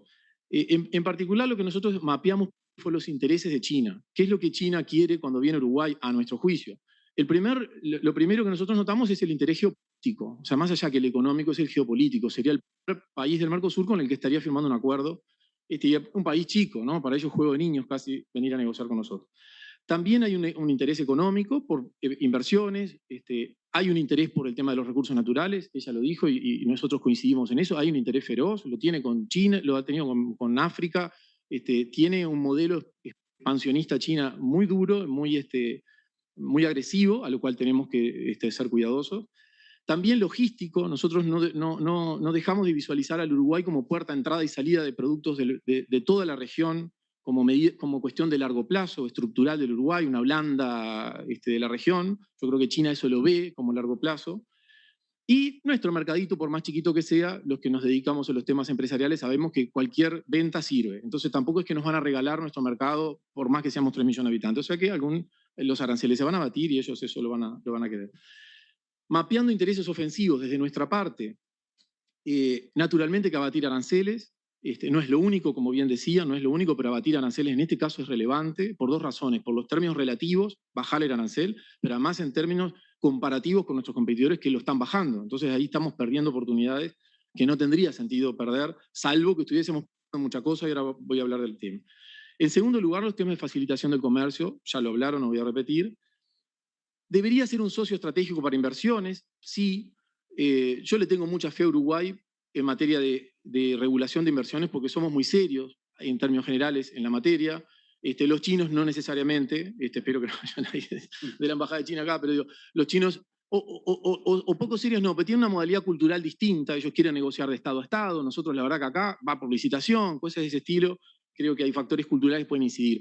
La lógica se ha dado de que las inversiones en los primeros años no se dan, yo la verdad que le tengo poca fe a ese tema, durante muchos años con China, si se cierra lo del TLC, pero sí en el largo plazo, también depende de que cumplamos nuestros deberes, el tema de inversiones puede prosperar. También hay un elemento que desde la industria, les digo, parece un poco raro, pero la industria en el Mercosur, Uruguay en el Mercosur negoció algunas cosas que le favorecen a la industria que tienen fecha de caducidad, admisión temporaria, bienes de capital, lista de excepciones para insumos y materias primas. De alguna forma, negociar un TLC con un tercero nos daría acceso permanente, cosa que los inversores preguntan, pero ¿hasta cuándo está la admisión temporaria? ¿Hasta cuándo está no sé qué otro régimen? Bueno, nos daría acceso preferente y permanente de un proveedor que prácticamente produce todo de lo que nosotros no producimos. O sea que este es un tema relevante. Y hay un tema que es intangible, que es recuperar nuestra soberanía en materia política comercial. A nosotros nos parece eso relevante, recuperarla. Después vemos qué hacemos y decidiremos en conjunto, con el menor secretismo posible. Nos agarraremos acá como sociedad a las piñas de qué hacemos o no hacemos. Pero no depender del ninguneo regional, que es lo que nosotros notamos, que es lo que ha pasado en el Mercosur. Intereses defensivos. Naturalmente que tenemos sectores sensibles a los cuales se le va a batir el arancel y naturalmente que ahí la afectación del comercio regional es clave. Ni que hablar que esto no es TLC con China, sí, Mercosur no. Eso no tiene ningún tipo de asidero. Nosotros que hemos tenido relación con el gobierno, con los gobiernos que tocan, no fue la política del Frente Amplio en los últimos 15 años, no notamos que sea la actual, o sea, creo que se está buscando navegar en un mar complejo, y yo ayer decía que hay que meter el Itamarazo, en vez del maracanazo hay que meter el Itamarazo, ¿no? Porque en este caso hay que lograr que Itamaraty nos deje, y que no nos den, y que eso no nos implique complicaciones. ¿Lo lograremos o no? Bueno, no sabemos, pero da la sensación de que podría ser, que es lo que estamos creyendo que es algo bueno para el país, que es lo que tenemos que lograr. Yo voy a dejar por acá, si después en la siguiente ronda me gustaría, si hay tiempo, ¿no? Naturalmente después, así cumplo con el tiempo, creo que estoy, ¿no? Estoy en el tiempo. Adentrarme un poquito más en esto de productos o sectores favorecidos o desfavorecidos que hemos hecho foco y puedo ampliar en mi próxima intervención. Muchas gracias. Muchas gracias, Eva. Ahora, por último, de forma remota, tenemos a Ana Laura para representar a la Cámara de Comercio y Servicios. Hola, buenas tardes. ¿Me escuchan bien? Perfecto. Impecable. Bien. Bueno, muchas gracias a la Facultad de Ciencias Económicas, al Departamento de Economía, bueno, Mauricio ahí que estuvo organizando todo y coordinando para que todo funcione bien y todo el equipo que trabajó. Así que, bueno, muchísimas gracias. Bueno, voy a tratar de no repetir mucho de todos los temas que ya hablaron, pero un poco también siguiendo en línea nosotros como Cámara de Comercio, y bueno, y a partir del intercambio tanto con el Ministerio de Economía y Finanzas como el Ministerio de Relaciones Exteriores, bueno, esa convocatoria a los sectores, a las cámaras empresariales, bueno, de recoger insumos y tener información de primera mano de parte de las empresas y cuál analizan o cómo analizan el potencial impacto del acuerdo, tanto a nivel de sus productos, a nivel de su empresa en particular y a su nivel de sector. Y también en la economía en general, y en ese sentido también un poco... bueno, cuál fue el objetivo de estar en contacto con nuestras empresas, con las empresas allegadas a la Cámara, y en ese sentido, bueno, hicimos un cuestionario, y a partir de allí recogimos información, la cual ya fue remitida a las autoridades, y bueno, y el objetivo hoy era un poquito compartir cuáles fueron como esas primeras impresiones que recogimos de parte de las empresas allegadas a nuestra Cámara, para que tengan un poco, el 76% de aquellas empresas que participaron de la encuesta son importadoras, el resto son exportadoras a China, o sea, el 76% importan desde China, y el 12% exporta a China, y el otro hoy no tenía una relación comercial concreta con China, y en base a esa muestra, el 57% a priori establece como un acuerdo que tendría efectos netos positivos a nivel de su sector de actividad, el 10% negativo, y un 33% que todavía entiende que es bastante incipiente o todavía no tiene una opinión 100% formada respecto al impacto en su sector de actividad en particular. Después algunos temas que también estuvieron ya hoy sobre la mesa, ¿no? Donde no solamente esto tiene un impacto positivo en la reducción arancelaria, tanto en lo que refiere al sector exportador, pero también en lo que refiere al sector importador, ¿sí? Entonces, en ese sentido, el impacto positivo en materia de reducción arancelaria, de acceso a mercados, y eso que puede tener, en el caso concreto de las importaciones, un efecto derrame en términos de precios, en términos de incrementar la competencia, diversificación de productos, diversificación de calidad, y eso puede llegar a tener un correlato en términos de precios para el consumidor.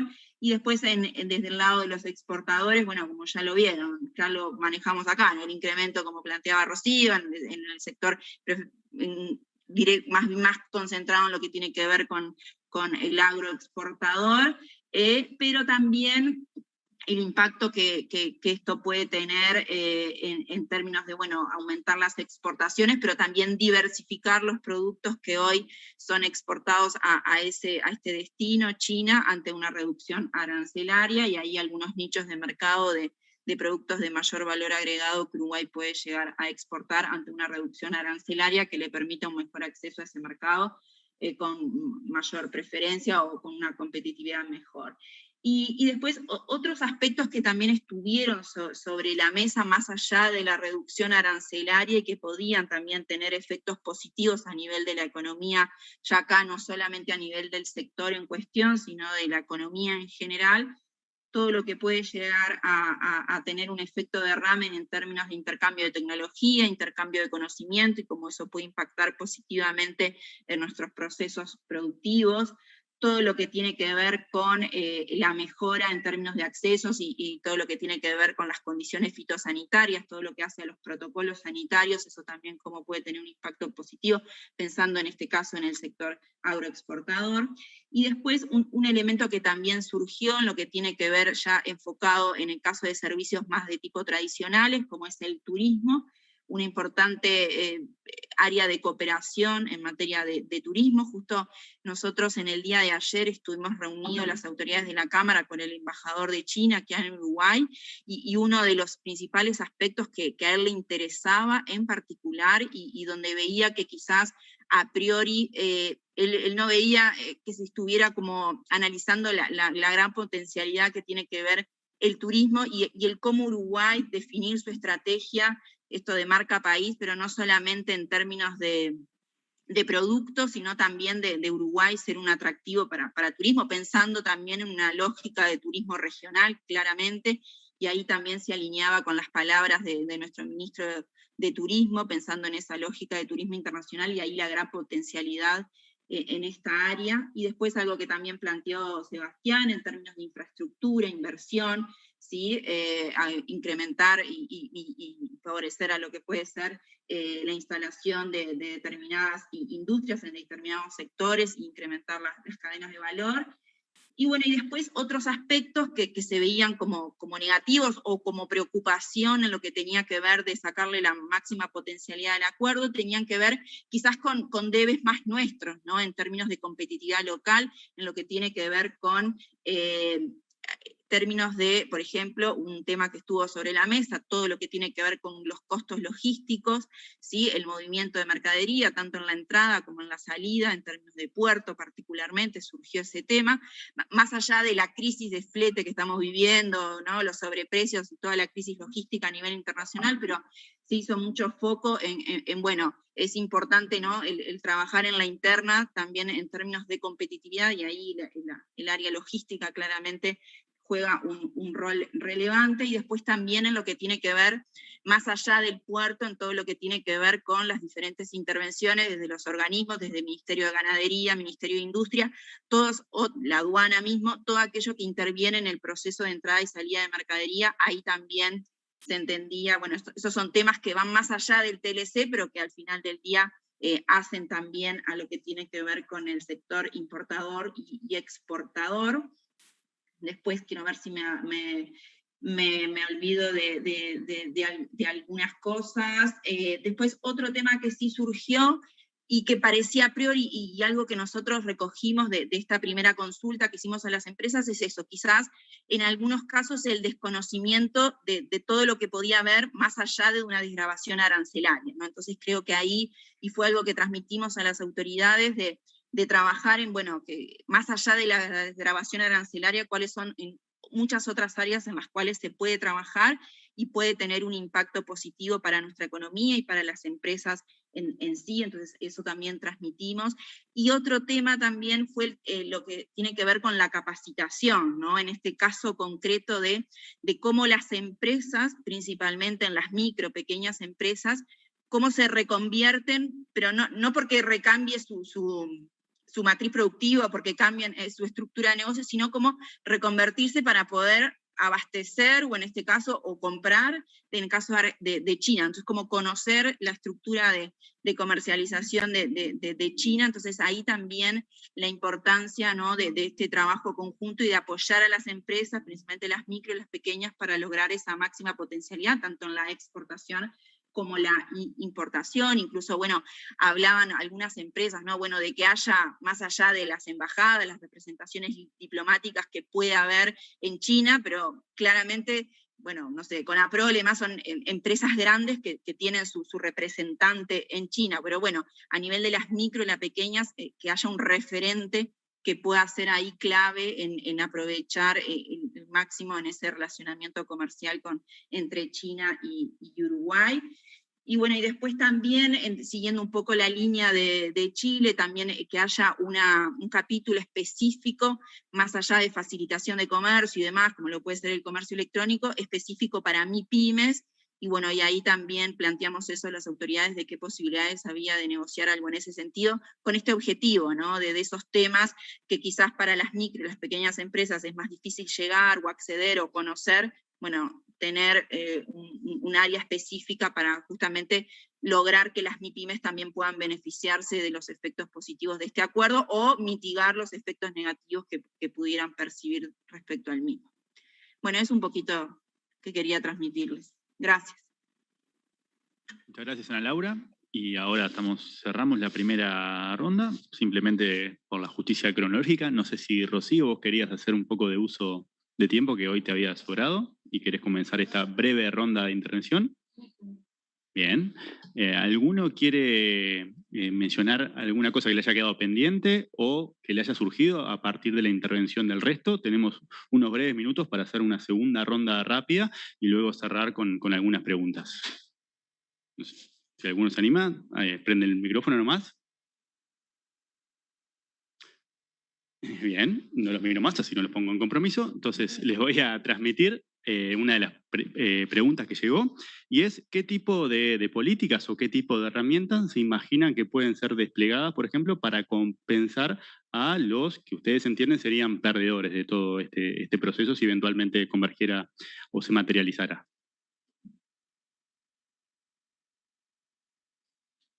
Dale. Sí, en realidad la pregunta se responde con otra pregunta. ¿Qué clase de Estado y de política de Estado vamos a tener? Si la perspectiva es una política que se centre en más mercado, menos Estado, revival de los 90, ayornado a esta situación post-pandemia, la perspectiva de los perdedores va a ser de ser mucho más perdedores. Si tenemos 25.000, si tenemos una estación importante de uruguayos comiendo en ollas populares, me imagino que con un sector metalúrgico, confecciones, un poquito más cerca de arrasado por esa asimetría entre China y Uruguay, la cuestión va a ser qué Estado y qué política de Estado vamos a tener para que defina políticas sociales que puedan a su vez generar alternativas de empleo y de producción a los perdedores. De lo contrario, insisto en esto, los perdedores van a ser muchos más de los que hoy ya vienen perdiendo. Y con todo el respeto, no creo que el turismo chino sea una cuestión central para el Uruguay. El 11% del PBI del Uruguay sigue siendo el turismo argentino y va a seguir diciéndolo. El turismo chino en Uruguay, medio marginal, creo que tiene destinos turísticos mucho más atrayentes y placenteros que el uruguayo. Pero bueno, gracias. ¿Alguno más quiere intervenir en relación a esa pregunta que estaba? Dale, ¿se va? No, yo creo que quizá aprovechar para decir que identificados los eventuales perdedores, ¿no? o damnificados, no sé cómo llamarle, o los con que tienen sensibilidades, lo primero que nos tenemos que plantear es justamente intentar en la negociación conseguir exclusiones o desgravaciones muy lentas para una adecuación lo más gradual posible. Y yo creo que en eso, o por lo menos la visión que tenemos de la Cámara, no es personal, sino la visión que tenemos de la Cámara, es que la coyuntura de la negociación con China en este marco, ¿no? Que quién sabe si se termina dando, pues estamos recién en los primeros pasos, pero si se termina dando, no es la peor en este sentido.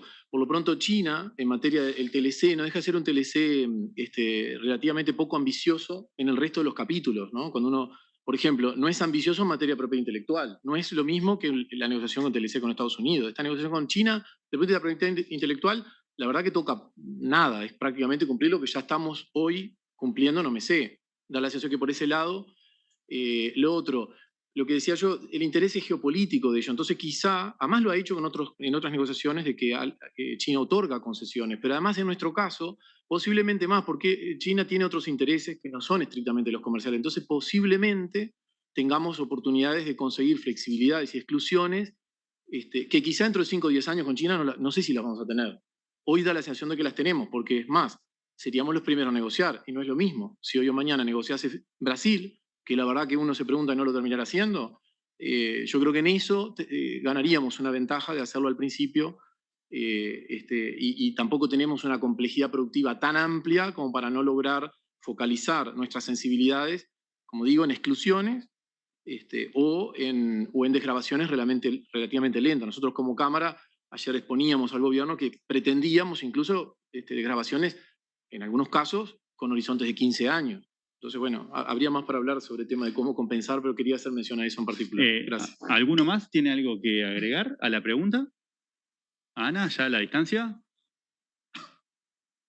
No sé si...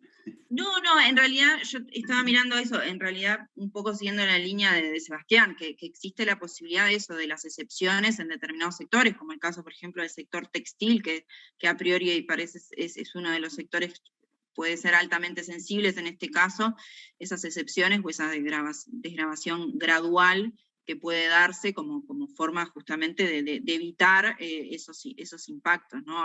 Algo que hablábamos, ¿no? O en líneas generales se hablaba de todavía hay un 40%, ¿no? de la población que estaría como en contra, por decir algo, del TLC. Entonces, bueno, es importante que poner sobre la mesa la posibilidad de esto, ¿no? De la gradualidad y las excepciones para justamente convencer, por decir algo, ese 40% que todavía hoy está en contra del acuerdo y bueno, y lograr que en definitiva eso, que los impactos negativos sean los menos posibles.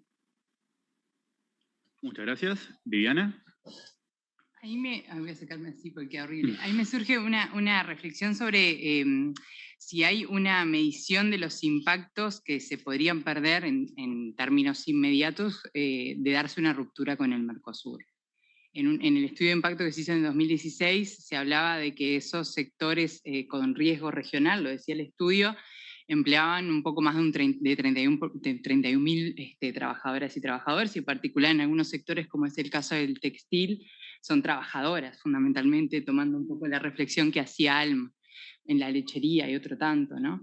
Eso, por un lado, el Cuesta Duarte manejaba una estimación de unos 35.000 personas. Me parece que también en la ponderación de los impactos inmediatos hay que poner en la balanza la posibilidad de ruptura con el Mercosur, que no es una hipótesis loca, es grave, y podemos discutir políticamente la política internacional del Uruguay hacia el Mercosur y cómo se construye, desde mi punto de vista, de una manera muy poco profesional la relación con los vecinos en el Mercosur, pero ese impacto es inmediato, no gradual, ¿no? Y puede ser todo lo grave que sea, y esto sin considerar el impacto potencial en otras políticas regionales que tienen que ver, por ejemplo, con la educación o la cooperación en materia de ciencia y tecnología, ¿no? Hay otras políticas en la integración regional que hay que ver qué es lo que pasa ahí, ¿no? Muchas gracias. ¿Alguna respuesta más ante esta consulta? No sé si alguien acá quiere hacer alguna o transmitírmela a mí, yo la digo en voz alta para que también nos escuchen presencialmente. No tenemos entonces acá presencial, pasamos a alguna que viene de remota.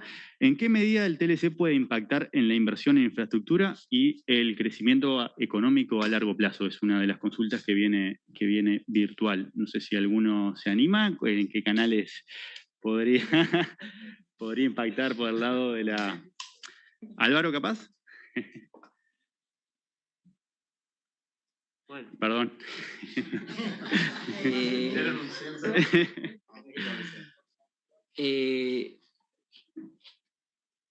Por ahora, los indicios, por ahora, son de una enorme exposición comercial de Uruguay con China, en materia comercial, importantísima importancia en las importaciones y en las exportaciones, una relación comercial cada vez más profunda, pero a diferencia de otros países que también tienen una enorme relación comercial, como Chile o como Perú,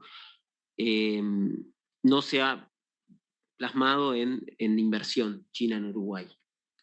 Y uno piensa que si realmente se profundizan las relaciones comerciales entre Uruguay y China, más si el acuerdo tiene algún tipo de protocolo de protección de inversiones, que la verdad que no sé bien si hay algo muy específico en eso, más allá de lo general, como dijo Sebastián, que hay cosas que son generales,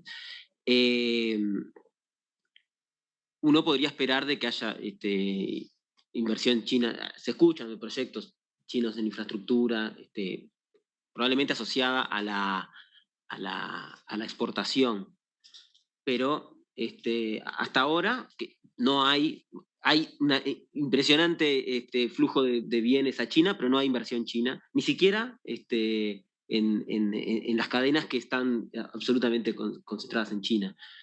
Quizás en infraestructura fuera un paso, pero por ahora no ha habido nada de eso. Dale, Seba. Capaz que para complementar, este consultor chileno que yo les decía, que es un estudioso del tema, ayer nos contaba al respecto del tema de inversiones, que hubo dos aspectos. Alguien le preguntó del gobierno en los hechos, como el tema de inversiones, ¿no? Y él dijo que durante una década después de firmar el acuerdo, dice que prácticamente en inversión no pasó nada con China. Y él explicó que hubo como dos cuestiones que movieron la aguja. La primera, él dijo que era financiera, y yo te escuchaba a ti. Y dice que lo que cambió fue cuando los bancos chinos, los chinos se instalaron en Chile, que ahí eso generó como un flujo de inversiones que en los últimos años. Eso por un lado. Y por otro, dijo como que en realidad era como un efecto de demostración, que claro, culturalmente somos muy distintos, realmente a los chinos les cuesta mucho el occidente entendernos, y a los latinoamericanos más. Hay una película muy buena, yo no recuerdo el nombre, de una inversión china en Estados Unidos. American Factory. American Factory, ahora no me acuerdo. Realmente es muy paradigmática de cómo esas cosas ocurren, justo en el mundo industrial, pero él decía que como que fue un efecto demostración, o sea, que cuando algún inversor chino o algunos inversores chinos entraron a Chile y lograron hacer buenos negocios, hubo un desarrollo bueno para los negocios ahí, como que atrás eso, claro, tiene mucha fuerza y que eso fue lo que dinamizó. Entonces él decía que era muy importante lograr captar como leading case, o no sé cómo llamarle, ¿no? Y que ahí decía que la focalización de la política de captación de inversión de instituto como el nuestro, Uruguay 21, que él consideraba que las políticas transversales de promoción de inversión del Uruguay debían cambiar hacia políticas, tenerlas transversales, pero que tenerlas específicas para el caso chino, porque la verdad que son distintos, realmente son muy distintos a otros países. Gracias, Eva. Rocío, vos mencionabas hoy algunos sectores sensibles. ¿Cuáles serían dentro del sector los subsectores o...? Justamente en el agro no tenemos sensibles. No tenemos todos todo es para ganar, más allá de los aranceles, sí en restricciones que tenemos de acceso a mercado, como es en el tema de la carne porcina o la carne aviar, que no podemos entrar, en las lanas solo está habilitada, hay cuota de ingreso de algunos tops, tampoco tenemos acceso, entonces cualquiera sea el acuerdo, es beneficioso para el sector agroexportador. Impecable. Y bueno, ya quedan unos 3 minutos. Bien.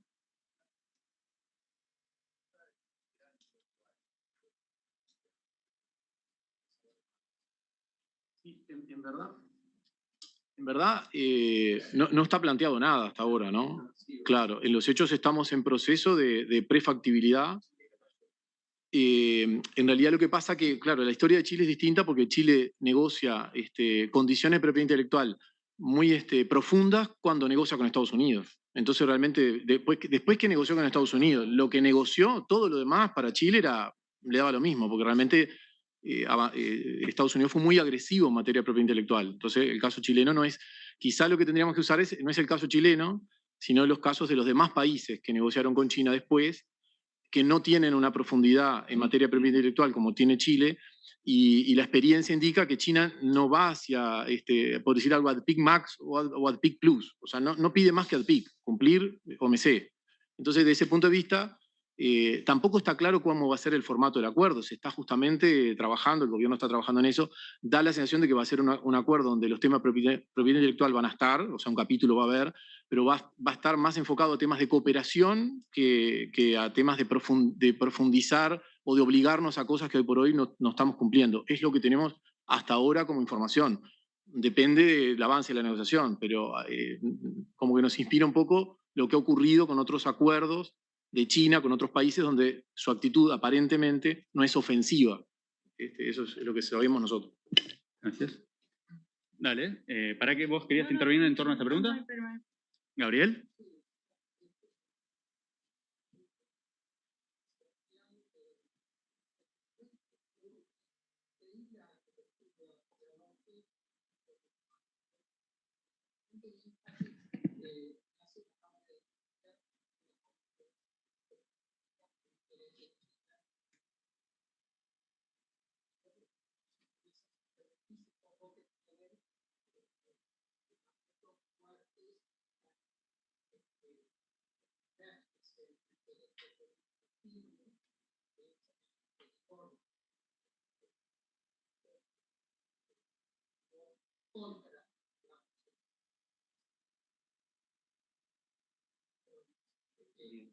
No, me refiero que China no avanzó dada la no disposición de los otros del mercado. Sí, claro.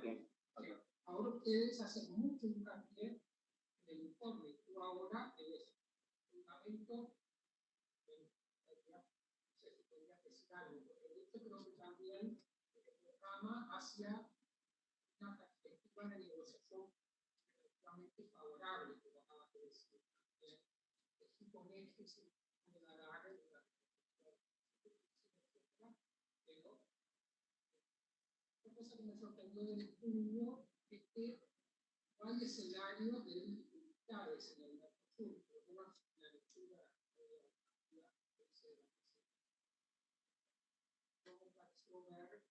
si bien se menciona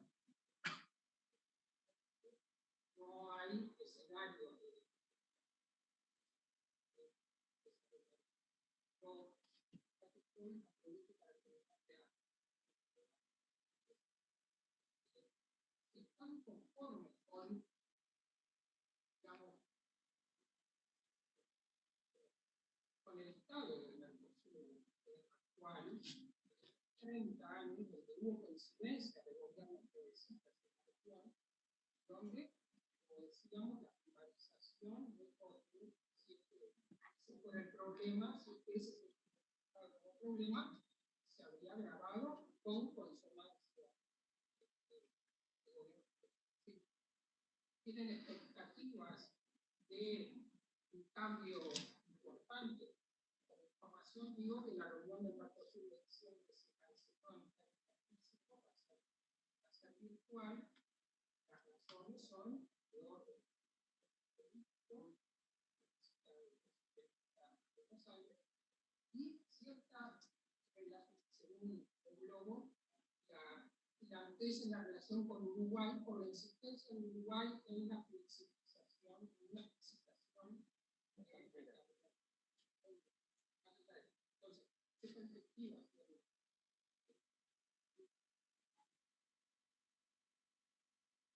¿Puedo?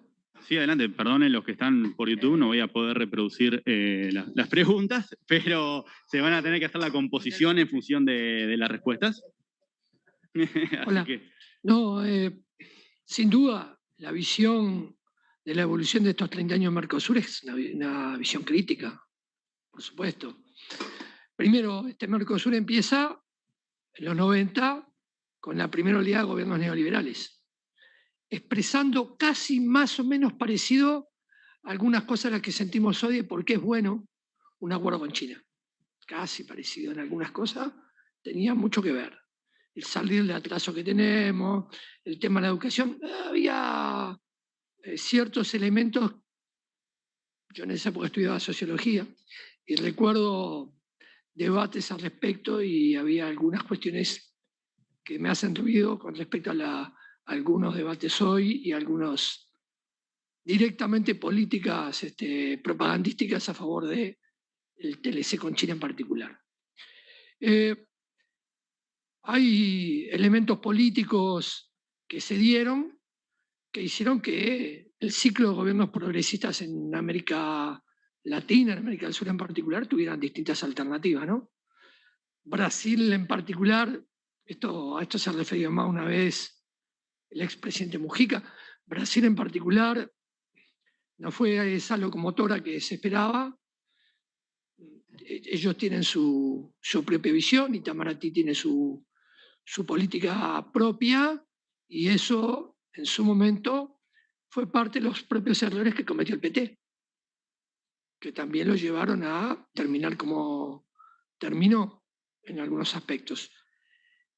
También por el otro lado, yo no quiero hacer un análisis de la década progresista, pero por el otro lado, el Mercosur ahora incluye a Venezuela.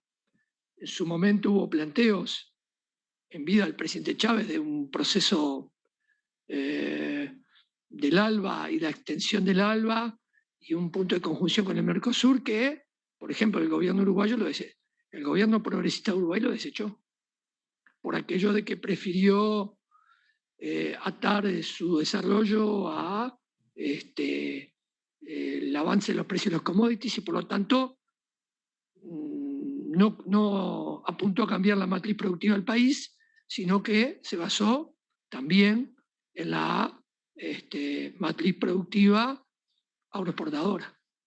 No hubo cambios de fondo en ese sentido, más allá de algunos intentos débiles, porque bueno, y aquí cuando sale de Chile, ¿no?